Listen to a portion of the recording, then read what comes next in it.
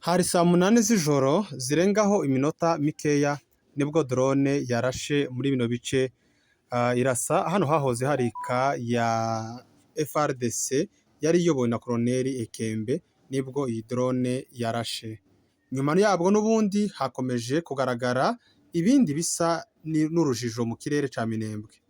Muri kumwe na Master Fred n'ugiye kubagezaho amakuru y'uno munsi wa none.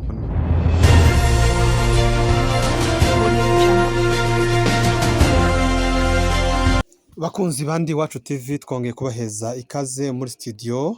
Uyu munsi wa none tariki 15 z'ukwezi kwa 11 umwaka wa 2025. Amakuru yacu n'ubundi turaza kuyahera mu burasirazuba bwa Repubulika na Demokarasi ya Kongo muri teritware ya Minembwe. Mu burasirazuba bwa teritware ya Minembwe ahazwi nko mu Mikenke haravugwa igitero ca drone cyangwa se c'indege zitagira abapilote carakibaye ahagana saa munane z'ijoro. Kuko tubikesha abaturage batuye muri aka gace ka Mikenke, baravuga ko ijoro ryose guhera saa sita zirenga iminota mikeya aribwo mu kirere ca Minembwe cyangwa se ca Mikenke hatawe kugenda humvikana urusumo rwa drone cyangwa se rw'indege itagira abapilote. Nyuma y'iryo suma tivyatinze cane yakunye kuzunguruka, haje kuba saa munane z'ijoro nibwo yaje kurekura amabomba yarasa mwika ahahoze harika ya FRDC yari iyobowe na General Ekembe wo mu bwoko bw'ababembe. Gusa reka tubibutse ko iki gisirikare cahakoraga ca FRDC nyuma yo gukora ibara bamaze guhekura bo mu bwoko bw'abanyamurenge, bamaze kwica General Rukunda Makanika, bahise bahunga Mikenke, bituma twirwaneho n'ubundi ihigarurira kugeza amasaha wa none. Uyu munsi wa none twirwaneho akaba ariyo icungiye umutekano abaturage batuye muri kano gace ka Minembwe ndetse na Mikenke. Gusa nyuma yo kuhava kw'igisirikare ca FRDC abungeri bahise bahashira ibiraro vy'inka zabo. Ni ukuvuga ko iyo ka yarashwe ijoro ryakeye yarimo ibiraro zabo mu bwoko bw'abanyamurenge baragiraga inka zabo. Kugeza aya masaha abaturage twavuganye nabo bavuze ati biragoye kumenya nimba iyi drone hari ibintu ishobora kuba yangirije, kuko iyi ka yarimo inka ndetse yarimo na bungeri. Ibi bikorwa bikaba bikomeje gukorwa na leta ya Kinshasa ku bufatanye na leta y'u Burundi. Abanyamurenge bose aho baherereye ndetse n'abakunzi babo bakaba bakomeje kwamagana ibi bitero bya leta y'u Burundi hamwe na FRDC bakomeje kugaba ku baturage batuye muri kano gace ka Mikenke.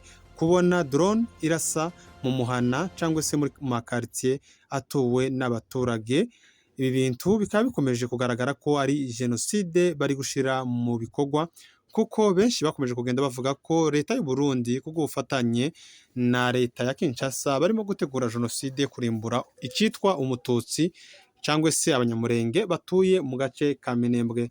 Leta y'u Burundi gusa yakomeje kubihakana mu minsi ishize, ariko reka tubibutse ko muri iki cumweru aribwo baje kubyemerera. Umuvugizi w'ingabo wa leta y'u Burundi aza kubyemera avuga ko bafite ingabo ziri hafi na Minembwe, kandi ngo barimo batemerera abaturage kuja guhaha cyangwa se gushaka ibikoresho by'ibanze.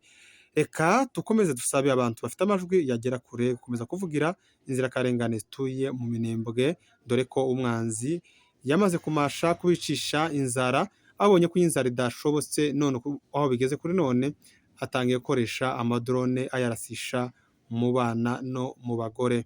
Andi makuru navugwa n'ubundi ku Ndondo nuko naho hakomeje kugaragara umwuka mubi nyuma y'uko igitero c'abazalendo bafatikanyije na leta y'u Burundi na FRDC kiri aho bita za Mitamba gikomeje kugenda kigaragara ku burango bugiye butandukanye, ndetse na leta y'u Burundi ikaba yongeye gushinga ibindi birindiro mu bindi bice bigiye bitandukana by'Indondo ya Bijombo. Ibi bikaba bigaragaza ko barimo kwitegura ikintu gisa n'intambara, kuko bakomeje kugenda bashinga ibirindiro byabo mu duce tugiye dutandukana.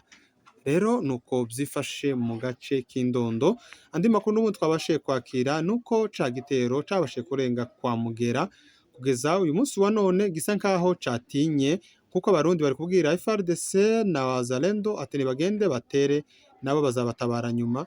FARDC nayo ikabyanga ikabwira abarundi ati nabanze batere nabo bazabatabara nyuma. Kugeza amasaha ni nkaho batarabasha kumvikana kugaba igitero bafatikanyije, kuko bose bazi ko gufata Minembwe, kuko babivuga ngo baje gufata Minembwe, bazi ko gutera Minembwe bitoroshe, ko bitazigera binabahira, ndetse n'imigambi bafite bavuga ko bazayigarurira bazi ko ari inzozi bitazashoboka.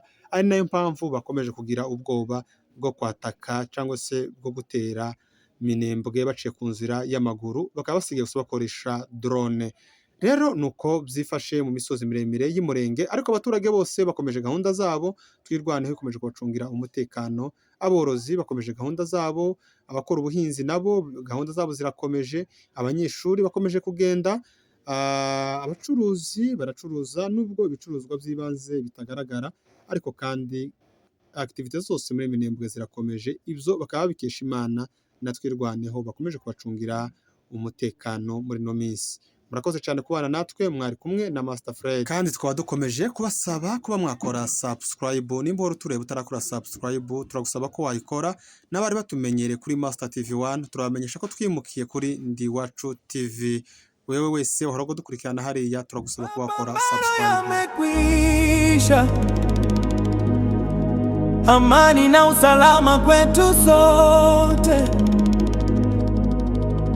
kwani hakuna mtu aliyechagua mahali alipozaliwa. Tutaishi pamoja kwa mema au mabaya.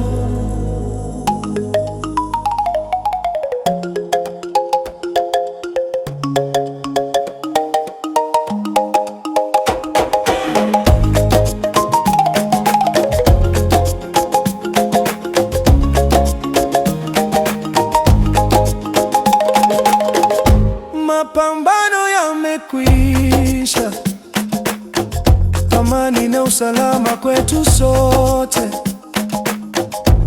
kwani hakuna mtu aliyechagua mahali alipozaliwa. Tutaishi pamoja kwa mema au mabaya. Mapambano yamekwisha, amani na usalama kwetu sote, kwani hakuna mtu aliyechagua mahali alipozaliwa. Tutaishi pamoja kwa mema au mabaya. Ole wako jijini Uvira, ole kwenu wazalendo. Bahati mbaya kwa jeshi la Burundi, ninyi muko nini? Mbele ya simba ya Bijabonye ni nini? Ni mbele ya simba ya Sarambwe, mikono juu ama mupotee kwa dunia. Ole wako jijini Uvira, ole kwenu wazalendo. Bahati mbaya kwa jeshi la Burundi, ninyi muko nini? Mbele ya simba ya Bijabonye ni nini? Mbele ya simba ya Sarambwe, mikono juu ama mupotee kwa dunia. Simameni vijana la amani, jeshi lisilo na ubaguzi wowote. Wowote mupigane vita kwa nia moja, mshikane mkono na mujenge siasa nzuri kwa kila kabila lolote, ili tuishi kwa amani ya milele. Simameni vijana la amani, jeshi lisilo na ubaguzi wowote. Wokote mupigane vita kwa nia moja, mshikane mkono na mujenge siasa nzuri kwa kila kabila lolote. Mapambano yamekwisha, amani na usalama kwetu sote, kwani hakuna mtu aliyechagua mahali alipozaliwa. Tutaishi pamoja kwa mema au mabaya. Mapambano yamekwisha, amani na usalama kwetu sote, kwani hakuna mtu aliyechagua mahali alipozaliwa. Tutaishi pamoja kwa mema au mabaya. Ole wako jijini Uvira, ole kwenu wazalendo. bahati mbaya kwa jeshi la Burundi. Ninyi muko nini mbele ya simba ya Bijabonyi? Nini mbele ya simba ya Sarambwe? Mikono juu ama mupote kwa dunia. Mtu aliyechagua mali alipozaliwa, tutaishi pamoja kwa mema au mabaya. Ole wako jijini Uvira, ole kwenu wazalendo. Bahati mbaya kwa jeshi la Burundi.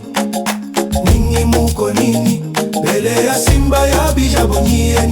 Nini mbele ya simba ya Sarambwe? Mikono juu ama mupote kwa dunia. Mtu aliyechagua mali alipozaliwa, tutaishi pamoja kwa mema au mabaya. Ole wako jijini Uvira, ole kwenu wazalendo. Bahati mbaya kwa jeshi la Burundi.